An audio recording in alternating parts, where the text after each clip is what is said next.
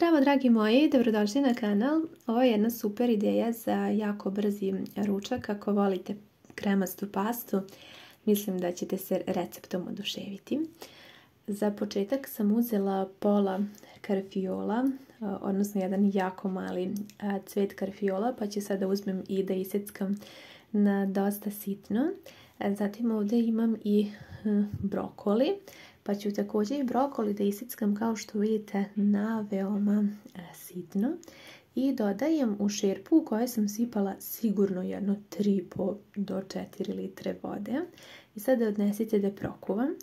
Za to vrijeme spremila sam 400 grama pilećeg filea, pa ću da iseckam na neke kocke srednje veličine, ovako otprilike.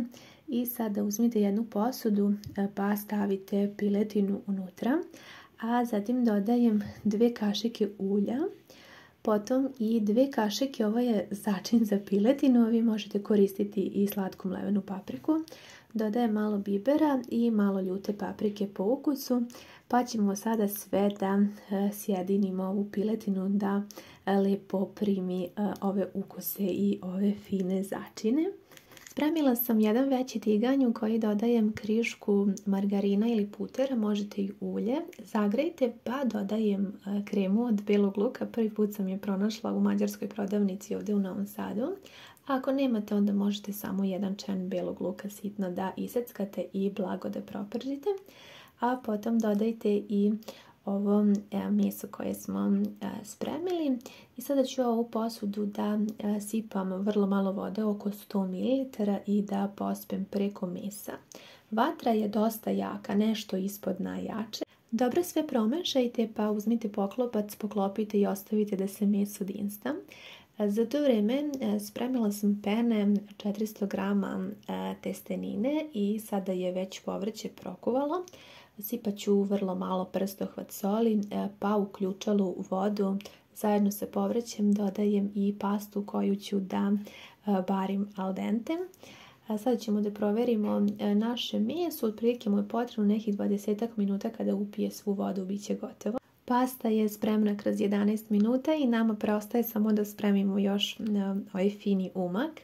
Uzimam 180 grama kisele pavlake, oko 100 ml majoneza po ukusu, jednu kašiku kiselog mlijeka, malo sam posula maslinovog ulja, soli, bibera i pola soka od jednog limuna, pa ćemo to sada sve zajedno da pomešamo i kao što vidite dobit ćemo zaista jedan jako fini umak. Vi ga probajte, možete dodati začine po vašem ukusu i to će jako lijepo da sjedini ovaj naš ručak.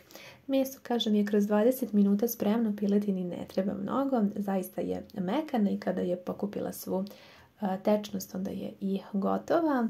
U meso dodajem i ovu pastu sa povrćem, samo sam je procedila, sve ćemo zajedno da promešamo i čak ovako je ovaj ručak zaista ukusan i jedan brzi prijedlog ručka, ali ukoliko volite da to bude kremasto, onda ćemo da dodamo i ovaj naš fini umak, pa ćemo sve zajedno da sjedinimo i pomešamo. Ovo je zaista velika količina, tako da komotno 4-člana porodica može jako lijepo da se najde, pa čak i da ostane za kasnije.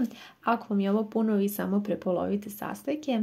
Što se tiče ukusa, ja ne znam kako da opišem, ali preukusno, ja ništa više nisam dodavala od začina, sve je bilo po meni taman, preukusno.